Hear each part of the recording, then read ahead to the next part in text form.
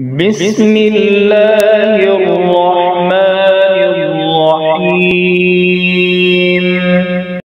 السلام علیکم ورحمۃ اللہ وبرکاتہ. جیسا کہ آپ کو پتہ ہے کہ حصہ اول کا اسباب سبق نمبر 2 ہمارا چل رہا ہے حصہ اول کا، اور چند اسباب ہو گئے.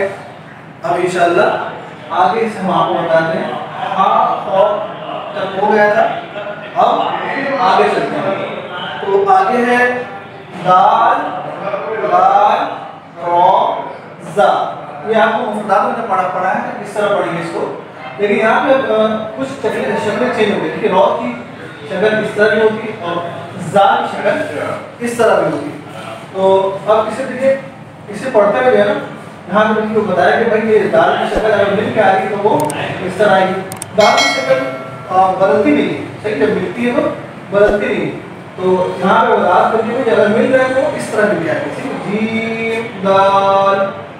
اب یہ رو میں نے آپ کو اس میں یہاں پہ دکھایا یہ رو، تاکہ یہ سمجھ میں آپ کو یہ رو جب ملے گا تو اس کی شکل اس طرح بنے گی. یا رو پڑھیں گے اس کو ویسے یا رو، لیکن یہ بس وضاحت کر دیں گے. اگر یہ مل کے آیا تو اس طرح کی شکل بن جائے گی، تاکہ آپ اس کے خیال رکھیں اس بات کا.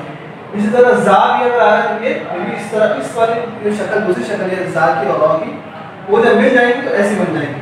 خوزا. تو قرآن کے اندر اس طرح کی یہ شکلیں آئیں گی، تو اس وقت پریشان نہیں ہوئے گا، بلکہ اس کو خیال رکھیے اس بات کا، انشاءاللہ آپ کو پریشانی ہوگی نہیں. اچھا، اب سین کی جو شکل ہے وہ پوری مفردات کی شکل ہے، جس طرح ہم نے پڑھا تھا مفردات میں اس طرح پوری شکل آتی ہے. لیکن یہاں پہ یہ جب کڑی والی شکل اس طرح بن جائے گی. یہ سین کی کڑی ہوئی شکل ہے، یہ شین کی کڑی ہوئی شکل، یہ صاد کی کڑی ہوئی شکل، یہ لام کی کڑی ہوئی شکل. آپ نے یہ کتاب کھولیں گے نا تو صفحہ نمبر 28 کے اندر یہ موجود ہے، آپ اس کو دیکھنا بھی ہے. اچھا، یہاں سے میں نے آپ کو جو مشکل الفاظ کر رہے تھے مجھے یہاں پہ وہ میں نے سب بتا دیا.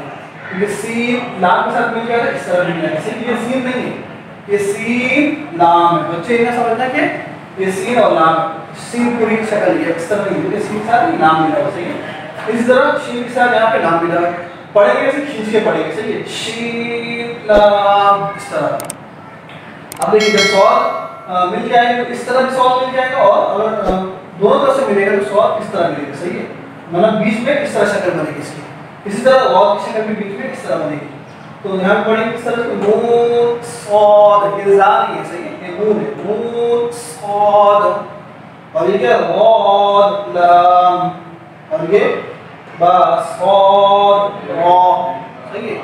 یہ بیچ میں سوال ہے. کتاب آپ کھولیں گے تو آپ کو نظر آئے گا اس میں لکھا ہوا اس طرح. یہ ملی ہوئی شکل اس کی اس طرح ہے. اچھا، یہاں تک میں نے آپ کو سمجھا دیا، تو انشاءاللہ آگے کل سمجھاؤں گا.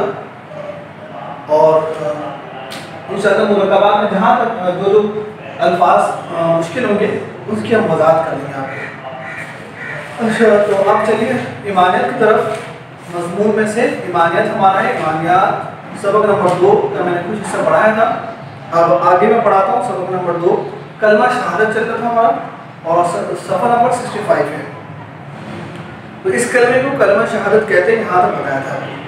اب اس کلمے میں ہم کتنی باتوں کی گواہی دیتے ہیں وہ یہاں پہ بیان ہوگا. اس کلمے میں ہم 2 باتوں کی گواہی دیتے ہیں، اس کو یاد رکھنا، توحید اور دوسرا ہے رسالت. اب توحید کا مطلب کیا ہے وہ یہاں پہ بتایا کہ بھائی توحید کا مطلب ہے اللہ تعالیٰ کو ایک ماننا اور اس کے ساتھ کسی کو شریک نہ کرنا. صحیح ہے. اسی طرح رسالت کا مطلب کیا ہے؟ حضرت محمد صلی اللہ علیہ وسلم کو اللہ تعالیٰ کا بندہ اور اس کا رسول ماننا. یہ 2 باتیں ہیں. مطلب توحید کا مطلب ہے اور رسالت کا مطلب ہے. اس کلمے میں 2 باتوں کی گواہی، توحید رسالت. اس کا مطلب یہ آپ نے یاد کرنا ہے لازمی، اور یہ امتحان میں بھی آ جاتا ہے کبھی کبھی. تو یہ ہمارا یہاں تک مکمل ہم نے کیا سبق نمبر 2 کلمہ اس کا ایمانیت کا. احادیث کو لیجیے. احادیث کا ہمارا سبق نمبر 2 میں نے آپ کو پڑھایا تھا کل اس سے کی ایمانیت. آج ہم پڑھتے ہیں صحیح رکوع اور سجدہ. تو پڑھتے ہیں صحیح رکوع اور سجدہ. قال رسول اللہ صلی اللہ علیہ وسلم اتموا الرکوع والسجود. اس طرح پڑھنا. صحیح ہے. اتموا الرکوع والسجود. رسول اللہ صلی اللہ علیہ وسلم نے فرمایا رکوع اور سجدے کو पूरा पूरा अदा करो। मतलब बाद में क्या करते थे, नमाज पढ़ते रुकू में जल्दी उठ जाते हैं, जल्दी से फौरन उठ जाते हैं, सिद्धा पढ़ते फौरन उठ जाते हैं। तो यहाँ देखिए हमारे नबी सल्लल्लाहु अलैहि वसल्लम ने इस बात से मना किया और फरमाया कि रुकू और सिजदे को पूरा पूरा अदा करो इत्मीनान से।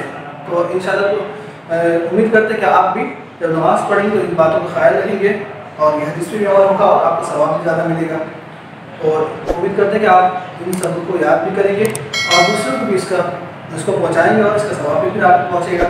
तो ये जब तक के लिए इजाज़त दीजिए, हम अगले सबक के साथ हाजिर होंगे। अस्सलामु अलैकुम व रहमतुल्लाहि व बरकातुहू।